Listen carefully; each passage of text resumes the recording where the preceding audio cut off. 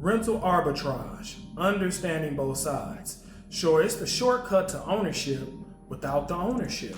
So when most people think about real estate investing, they always assume the same thing. They think, don't I need a lot of money?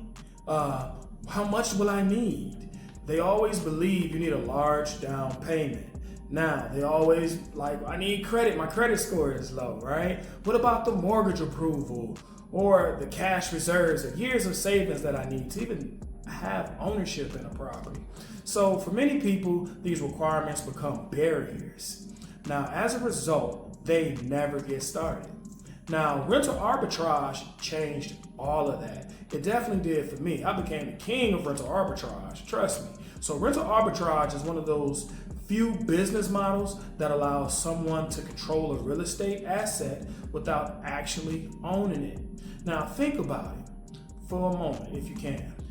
You don't own the property, you don't hold the deed, you don't have a mortgage, you don't have utility bills, you don't have to pay cable, Wi-Fi for the property, you don't have to get the lawn cut. You still can generate income from the property. That's why rental arbitrage became one of the fastest growing business models in short-term rental industry. And as you look at my profile, I do this heavily with mansions. So I do a lot of rental arbitrage with large mansions with pools that people have events at.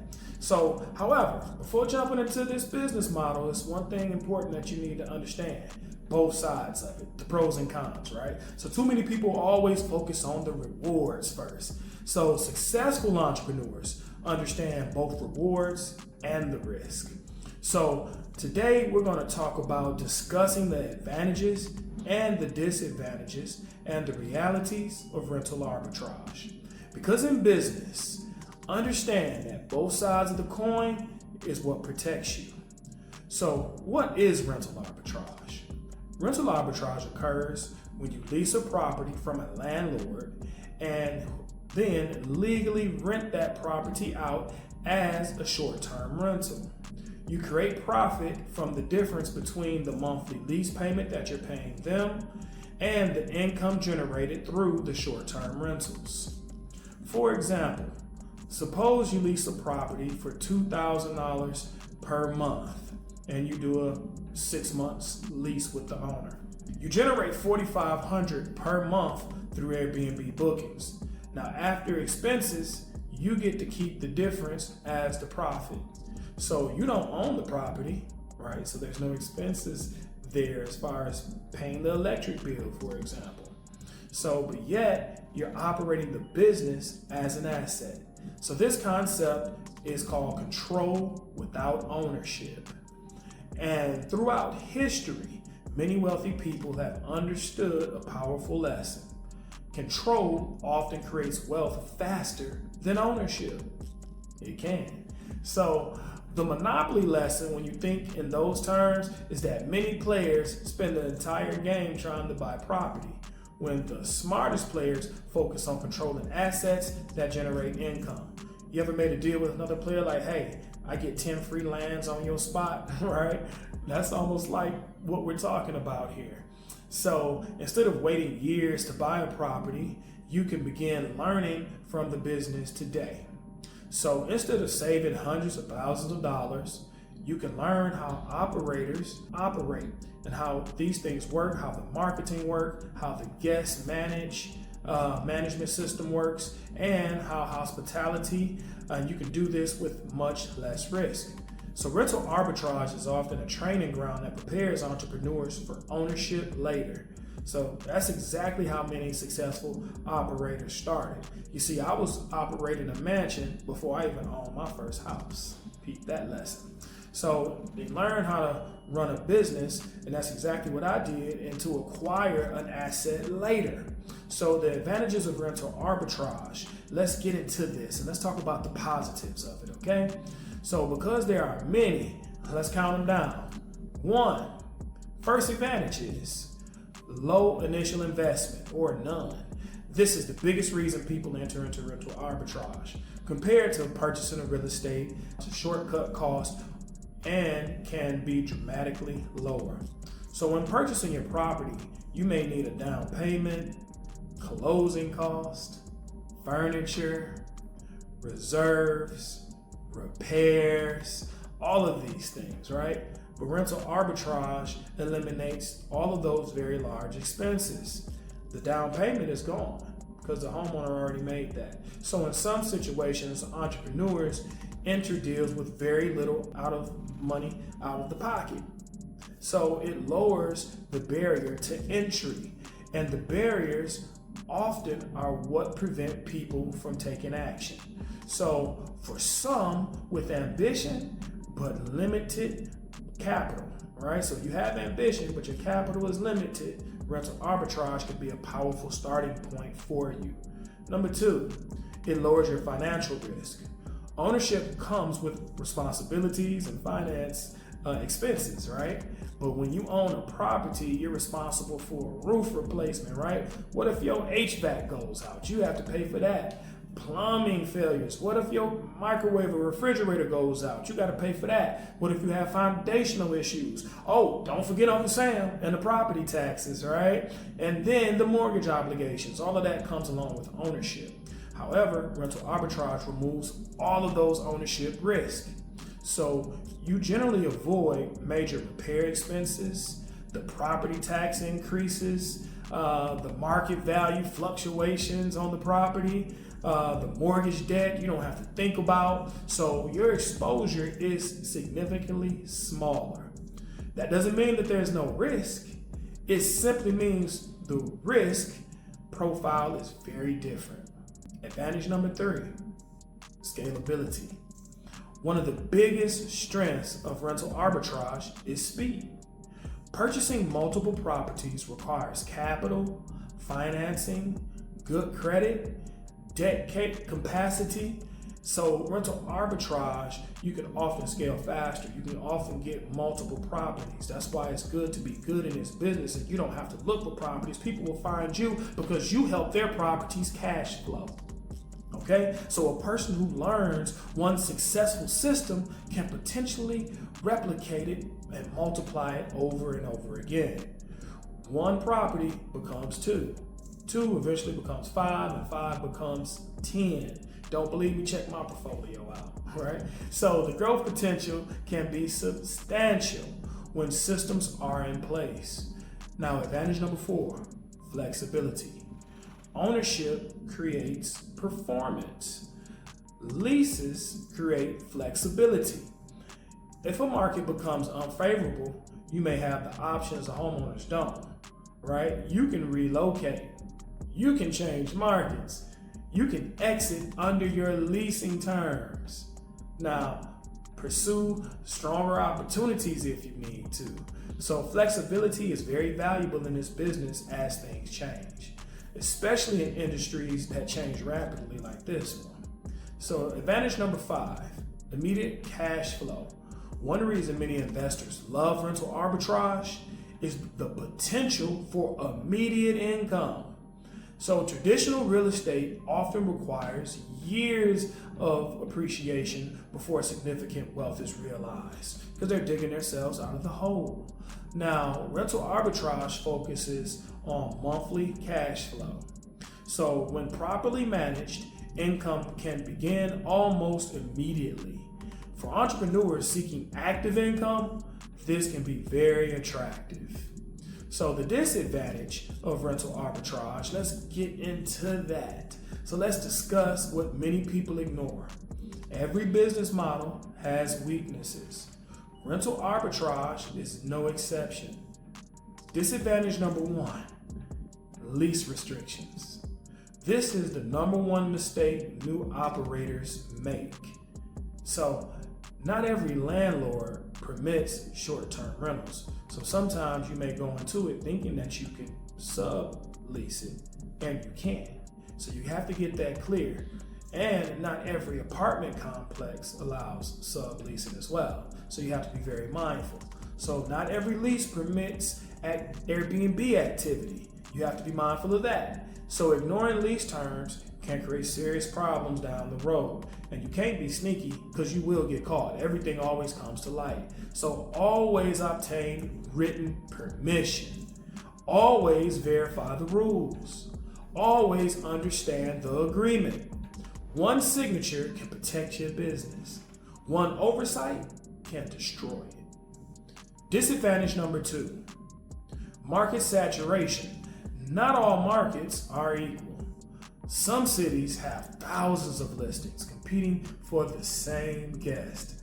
Now, competition affects occupancy, right? It also affects pricing, profitability, and a beautiful property in the wrong market can still struggle. So a modest property in the right market or the right location can definitely thrive. This is why market research is critical. We call it doing the feasibility report, right? Never enter into a market blindly. Disadvantage number 3, dependence on landlords. Here's the reality. You don't own the property. So that means your business depends on someone else's asset. So the landlord may one day sell the property. This happened to me in Miami in my first unit. I had 365 days booked out and they sold it. I rented it out for a year completely. I did my year, but in year number 2, it got sold. They may refuse to renew it, right? They may increase the rent.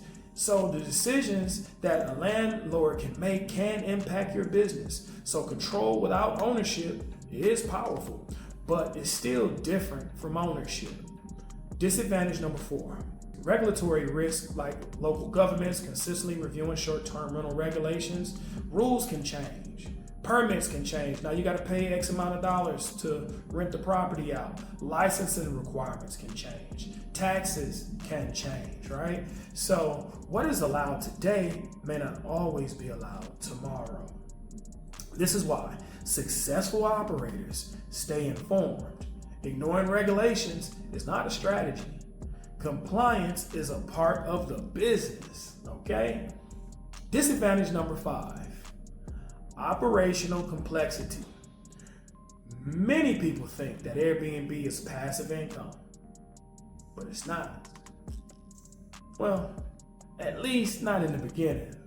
See, you're managing guests, cleaners, maintenance.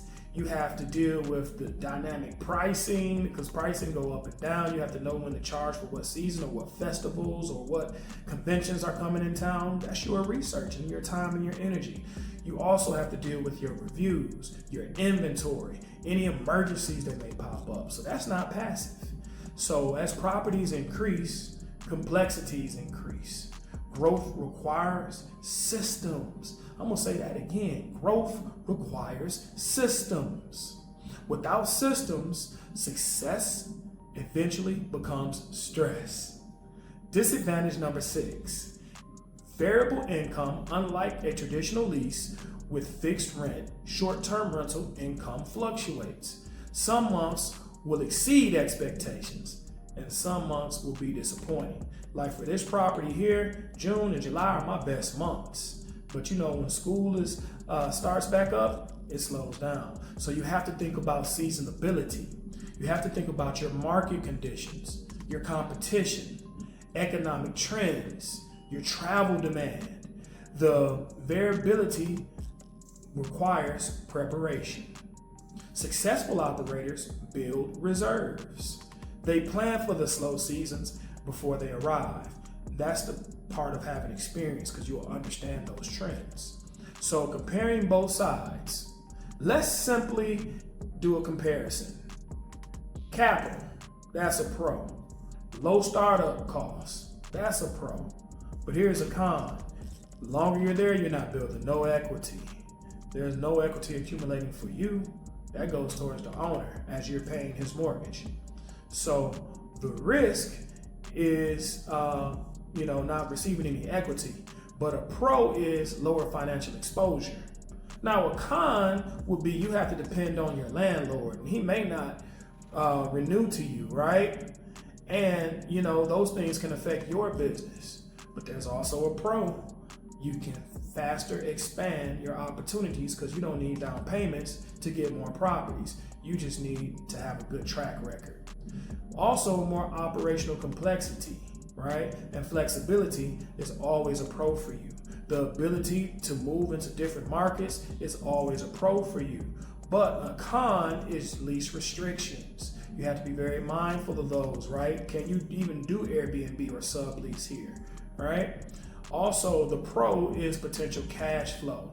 But a con, your income will fluctuate. Like there's some slow seasons, right? November may not do as well, you know? So you want to always look at your operational control. You also want to look at your no ownership rights, because that's the problem. There's some things that you cannot control. Now, who should consider rental arbitrage? Rental arbitrage is ideal for entrepreneurs with limited capital. People who want to start now instead of waiting years later. People who want to learn the business. Rental arbitrage provides real world experience for them. You will learn about pricing, guest communication, operations, hospitality.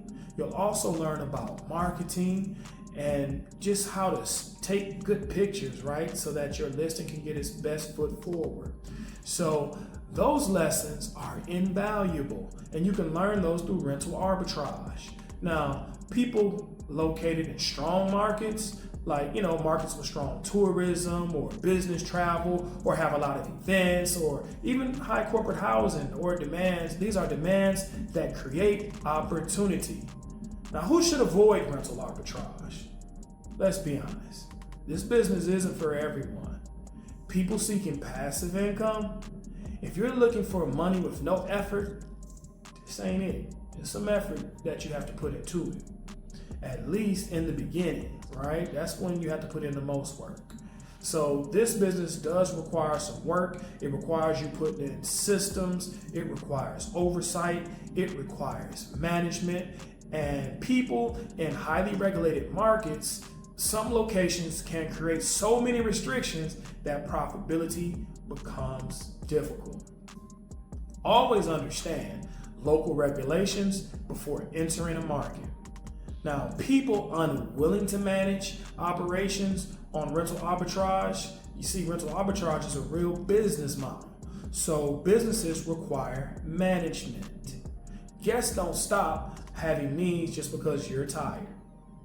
Their complaints and their requests keep going, so you gotta keep going, right? Problems don't disappear because it's the weekend. Actually, they pick up sometimes. So operations must be willing to solve problems consistently. Is that you? Are you a problem solver? My personal lesson is one of the greatest lessons in rental arbitrage ever taught me was this. You don't always need ownership to create income. Many people spend years waiting on the perfect credit, waiting on the perfect opportunity, waiting for their money to hit, waiting on the perfect time. But let me tell you something, a lot of times it's never the perfect time. The best time to start is today, because the secret of success is just simply starting. So, because control creates experiences, experiences create confidence.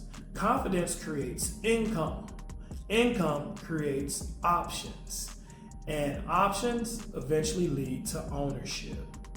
And for many entrepreneurs, rental arbitrage is not the destination. It's the bridge. It really got me into ownership. It gave me the confidence I needed to know that this business could work for me and I could own a house and pay the mortgage. So the bridge between where you are today and where you ultimately want to be. So let me share this with you. Rental arbitrage is neither perfect nor terrible. It's simply a tool. It's a hammer that can be used to hit that nail, right? So it's also a hammer that can cause damage. So be careful where you're swinging it. So the outcome depends on the person that's using it. Understand the advantages. Understand the risk. Understand the responsibility. Understand what's most important, yourself. Because the people who succeed in rental arbitrage aren't necessarily the ones with the most money. They are the ones who are willing to learn, adapt, and execute. You You got it? And most importantly, they are the ones who are willing to endure, to persist, and to keep going. And when it's used correctly, rental arbitrage can become one of the most powerful vehicles, creating cash flow, gaining experience, moving one step closer to financial freedom. That is how you begin controlling assets before you own them. This is how you buy back your time, how you buy your freedom, and this is how you win the monopoly of life.